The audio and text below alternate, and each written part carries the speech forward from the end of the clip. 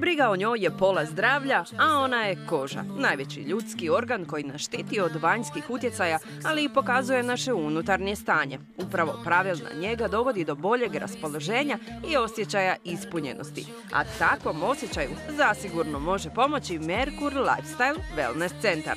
Merkur Lifestyle otvoren je prije 1,5 dana i bavi se prevencijom, programima vježbanja, masažama i koristimo u našim tretmanima prirodnu, vegansku kozmetiku bez parabena i štetnih sastojaka. U centru će vas dočekati profesionalan tim koji nudi personalizirane programe i kvalitetne zdravstvene usluge. Ako poželite urediti nokte, u ponudi je manikura, pedikura, lakiranje trajnim ili običnim lakom te programi grupnog vježbanja. I baš ondje predstavljena je luksuzna Vinoble kozmetika. We have the best here from the grape in our products, using wood, using glass and fabric labels, and there is no harming of animals, and vegan and sustainable and clean, lean luxury cosmetics.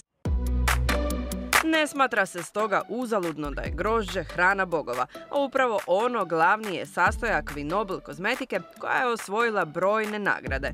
Uz to lani je nominirana za najbolju anti-aging kozmetiku na svijetu.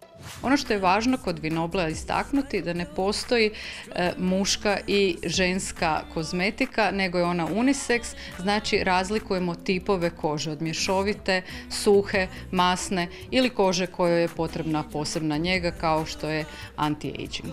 A briga o koži izrazito je važna za očuvanje zdravlja, ali i mladolikog izgleda. Vinoble kozmetiku možete pronaći u luksuznim wellness centrima u Europi, a u Hrvatskoj jedino u Merkur Lifestyle Wellness centru.